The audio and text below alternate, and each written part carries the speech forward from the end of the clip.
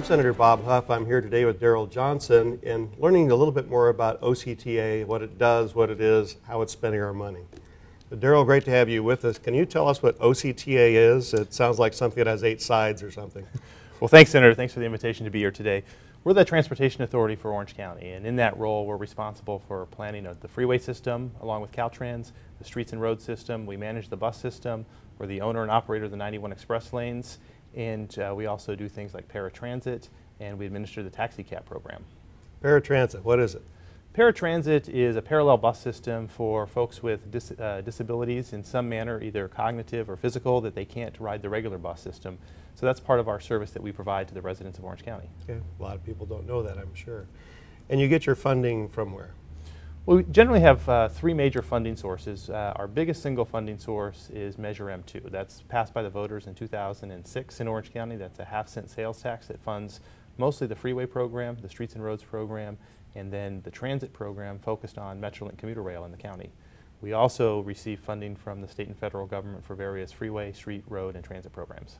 And when you have local money, you can help use that to leverage to get more money from the federal government and sometimes the state government, right? Absolutely. One of the key things about a local sales tax like we have here in Orange County is that puts us in a very positive position to be able to go after those discretionary funds from the state government and from the federal government. And part of the reason we're successful in that is being able to show that transportation is an important investment and is valued by the community here in Orange County. And we're able to put our money up front and attract other investment. And we've been very successful at that on a number of projects within the county.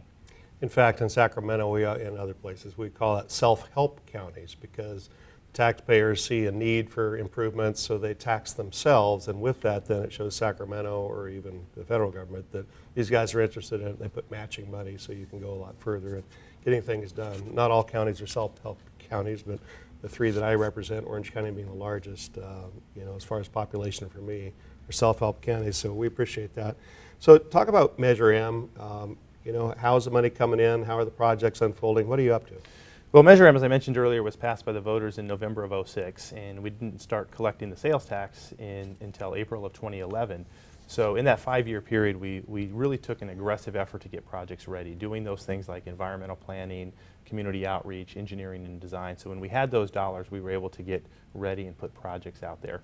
So today, the dollars are coming in a little bit lower than anticipated due to the impact of the Great Recession, but by getting that early start, we were able to save money on construction bids, we were able to save money on labor cost, and we were able to save money on financing in certain instances. So today, as we sit here having this conversation, we have more than $1 billion of construction underway in Orange County. That includes the freeway program, railroad grade separations, streets and roads, rail stations, and we couldn't have any of that underway without Measure M. So we're obviously very focused on getting that done. The impacts of the recession are still with us, but we've been very aggressive in delivering the projects. Well, in fact, when Measure M2 was passed in 2006, nobody knew we were right on the verge of what we now call the Great Recession. So it was sales tax based for the revenue, and clearly when people aren't spending money, you're not getting as much. But you talked about being able to get contractors cheaper or being able to do the work at a lot less cost than was originally estimated. Is there a way to quantify, or have you got anything, you know, roughly about, so you didn't have the sales tax revenue, but you were able to get people cheaper? Is it a wash, or is it a little bit ahead, behind? Yeah, it's a great question, Senator. When we came right before the Great Recession, our forecast for 30 years of sales tax was in the neighborhood of $24 billion. Mm-hmm. And today, our forecast for Measure M2 is about $15.5 billion. So we have to make that up someplace. Mm-hmm. And the downturn in sales tax was so severe and so quick that the way we could recover was really getting those jobs out sooner. So on average, we've seen every job that we bid to the construction industry in the last 4 years as much as 30 to 35% below our engineer's estimate. Coupled with very, very low borrowing cost, historically low borrowing cost, we could issue long-term debt against that future sales tax revenue stream that would be lower than the rate of inflation.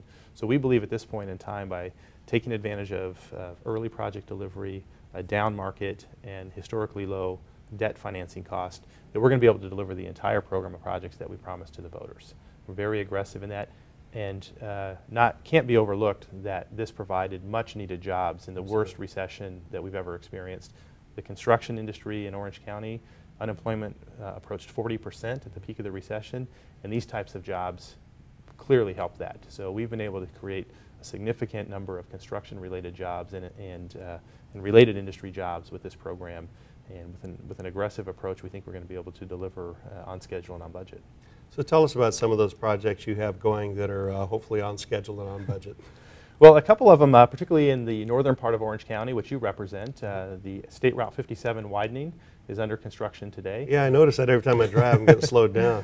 We're about a little more than halfway through, and obviously we're making a lot of improvements to interchanges. We're adding a lane, particularly in the northbound direction, a lot of improvements there. These are much needed improvements. We improved the State Route 57 in the mid-90s, but we needed to do that again. We're widening that. That's underway with our partners at Caltrans. In the east-west corridor, the rail corridor that runs through Fullerton, Placentia, Yorba Linda, we have a program of projects to grade separate or put the road underneath the railroad or over the railroad in 7 locations. It's about $600 million. That's Measure M dollars, State Proposition 1B dollars, and also federal dollars. Those are underway. And then if we move over into the western part of the county, we're building carpool connectors between the 22, the 405, and the 605. And who can forget the work that we've done on the 91? We've added 18 lane miles in the last 10 years, and we have another 4 miles under construction today between State Route 57 and Interstate 5. You talked briefly about grade separations. I think you call them OC bridges or something like that.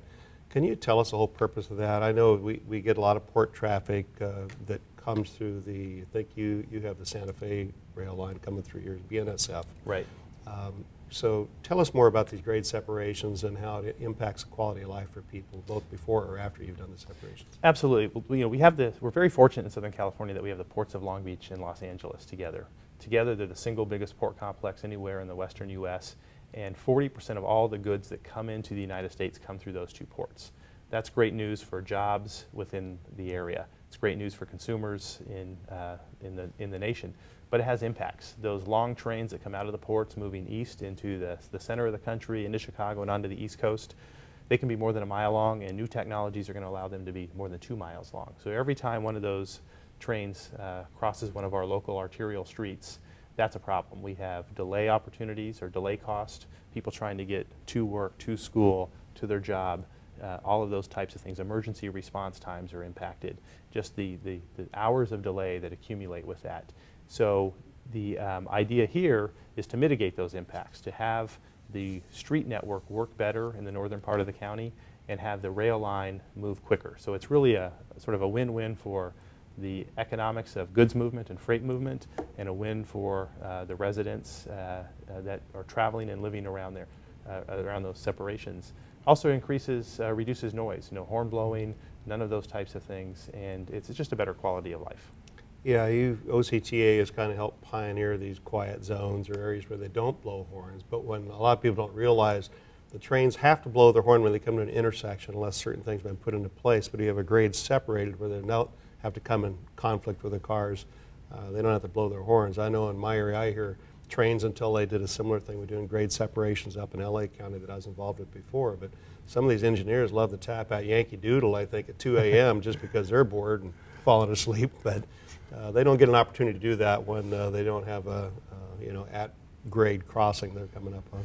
Well, we hear a lot from our constituents here in Orange County about train horns, and strangely enough, the farther you are away from the crossing, the more romantic and nostalgic it is. If you're close to it, chances are you don't really like it. It's jarring. It's jarring, and we're trying through a series of efforts under quiet zones as well as the grade separations to help mitigate that. So it's really a multifaceted program that has a lot of benefit. Yeah.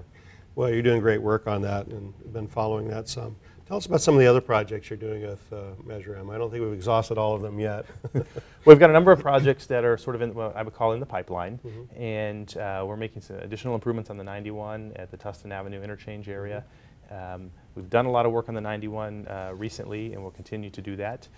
We have plans to widen and improve the 405 from Costa Mesa all the way to the Los Angeles County line. That's a pretty big project, right? It's a big project. We're still in the environmental planning phase, so we're not exactly sure what the outcome of that's going to be. We want to make sure that we hear from the residents and we hear from the communities on the impacts there. But Measure M calls for at least one lane in each direction from Costa Mesa all the way to the 405. We've examined opportunities for 2 lanes. We've examined opportunities for express lanes similar to the 91 express lane. So we're going through that process now. It's about $1.4 billion. The freeway in that part of town sort of is at an angle or askew across the street network, so that means we need to replace 17 local bridges. Right. So there's a lot of cost with that, but it's a very congested corridor. We know we need to make improvements, and we're working through that now. We also have, as you move south into Orange County on the I-5, we have 3 separate projects scheduled over the next 3 to 4 years that will widen the I-5 really from about the El Toro Y all the way to San Clemente, and that represents close to $1 billion investment in the south part of the county as well. Well, that's great. I'd like to switch gears just a little bit, and then we'll get back to some of your projects, but let's talk about the organizational structure of OCTA. Who makes up the board, and you know, how does that all work? People like to know who represents them here. It's a great question, Senator. We have a 17-member board of directors, and 5 of them are the county supervisors. So as they get elected to the county board of supervisors, they automatically serve on the OCTA board of directors. The next 10 are city members. They represent local cities in Orange County. There's 34 cities. Each one of those cities exists in one of the 5 supervisorial districts, and there's a selection process that selects 2 city members from each district, one based upon population and one based upon really what we call a 1 city, 1 vote. Those are 2-year terms, and that makes up the next 10 members. And then we have 2 public members, and the public members are selected by the other 15. So we have an open application process for that when a vacancy occurs. Those are 4-year terms, and they are selected by their colleagues. And we also have the Caltrans district director here in Orange County. It's appointed by the governor as an ex officio non-voting member. And you have a very diverse board. You're trying to make sure no region of Orange County is left behind. They don't just do improvements in the south end and not the north and things like that, right? Absolutely. We work really hard at the staff level, and I think the board does an excellent job of trying to balance the needs that are very diverse around the county. Fullerton's going to be different than San Clemente. Laguna Beach is going to be different than Anaheim. Anaheim's going to be different than Seal Beach. And the traffic patterns are different. The transportation needs are different. The community needs are different. And we try to have a broad policy look at all of those, as well as a variety of programs that support the needs of each individual community. Well, as I recall, you got a national recognition back in 2005, I think it was, from a national organization, APTA, for recognizing your service that OCTA provides. Yes, we did. The American Public Transportation Association awarded us the Bus System of the Year in 2005. That's a very coveted award. We're very proud of that. We're looking forward to having that happen again in the near future, and we're very proud of the bus system. In Orange County, it's one of those things that many people take for granted, but 1 million people a week ride our bus system. 52 million people a year rely on us to get back and forth to work, back and forth to school, back and forth to any number of activities. And it's been really tough during the last 4 years in the recession to keep the bus service levels and really deal with the service levels that are out there. Pretty excited lately. We've started some new service, and that is something that we could not have thought of 2 years ago, and we're very proud of that. Well, and you talked about bus, so we have a culture in Orange County of cars pretty much. So how does that all, does your board like get irritated when you spend money on buses, or how does the funding for buses come about? The same sources? Certainly not using Measure M money for bus operations. Maybe just talk about that a little bit. Absolutely. To the first part of your question, I think the board does a really good job of understanding the different needs we have in the community. Southern California, the car has historically been king, and that's not going to change in the near future in all likelihood. But there is a shift. We see more people riding commuter rail, Metrolink. We see more people riding our local bus system that have choices. We see more people that are riding our freeway express bus services that own a car, and they choose to ride the bus system. So we believe that as the county becomes a little more dense, there's more vertical housing, more infill development that the cities are doing through their land use planning, we're going to see a shifting of demographics. The other thing we see is an aging of our population in terms of the number of people over the age of 65 as we forecast into the county. We see a lot more of that population looking to the bus system as they can't drive in the future, so we're planning for that.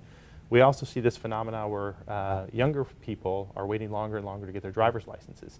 And that puts a different pressure on the bus system. So we're looking at all of those types of trends to make sure that we understand the balance. And back to the second part of your question, the board, I think they understand that balance. So as we come forward with plans and programs and projects for streets, roads, freeways, commuter rail, and buses, there's a bunch of complicated funding sources for all of those. And we try to present them with the proper information so they can make those decisions, and I think they do a really good job with that. Last part of your question, Measure M2 does not provide any dollars for bus operations. All of the bus operations dollars come through the state, a little bit through the Federal Transit Administration, and then also the fare box, what the riders pay. And we take our role seriously in making sure that those are firewalled, and our stewardship of those taxpayer dollars are not used for what things are not supposed to be used for. Well, and as I sat on a transit board in LA County, one thing I like to remind people is when a bus went down there, sometimes you don't see as many people on there as you would like, but every person in there is somebody that's not in a car jamming up their freeways that much more. So certainly it provides a useful service. Absolutely. I always think about the 1 million people a week. If those 1 million trips a week were on our roads and on our freeways, we would have a different problem to deal with. Yeah. Absolutely. Finally, I'd like to ask a little something maybe a little more touchy and not personal, but you have a lot of employees, and there's been a lot said about government pensions, and we've had some pension reform from the state level. It's been kind of imposed on other levels. Some took it upon themselves to do pension reform. Could you talk a little bit about pensions and long-term survivability of our system? Absolutely. We have sort of an interesting workforce at OCTA. Our bus drivers and our coach operators and our maintenance folks are covered by union work agreements. They have always, since the inception of OCTA, paid their share of employee pensions. So we are out in front. We've always been out in front on that. We've never negotiated things like pension cost sharing. With the Pension Reform Act that was passed last year in California, anybody that's hired after January 1st of this year will continue to pay into their pension regardless of the work group. The other unique part that we have at OCTA is we have what we call our administrative staff, which is the project engineers, the mailroom clerks, the directors and department heads of finance and planning and operations, all those folks. In the early 90s, in lieu of pay raises, they were granted some pension contributions. And that's what the Pension Reform Act is trying to deal with. So we took, in April of this year, a proactive approach, and the Board of Directors adopted that. So beginning January 1st of 2014, all of our administrative employees will begin paying into their pension, and over a 36-month period, they'll be paying at 100% of the employee share. And the great thing about that is they're non-represented employees. We don't have to negotiate with them. We don't have any of our administrative staff covered by a collective bargaining agreement. So we had unilateral freedom to work through that without the collective bargaining process. At the same time, they have a pay-for-performance system, so we can pay them for the performance they do.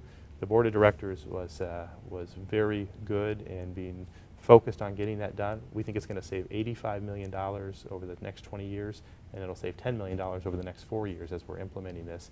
We've recently been recognized by the Orange County Taxpayers Association, as well as the Association of California Cities, for our pension reform efforts, and we're very proud of that. And you should be. You know, OCTA is a great organization, and dare I say it's under sterling leadership with you and the board, doing many things that are coveted by the nation as reflected in your award. And just want to thank you for the opportunity to chat with you a little bit. Well, thank you very much. We're very proud of what we do for the taxpayers in Orange County, and focused on mobility, but at the same time keeping our eye on the stewardship of the taxpayer dollar. So thank you for the opportunity. You bet. I'm Senator Bob Huff. We've been talking today with CEO of OCTA, Darrell Johnson. Thank you so much.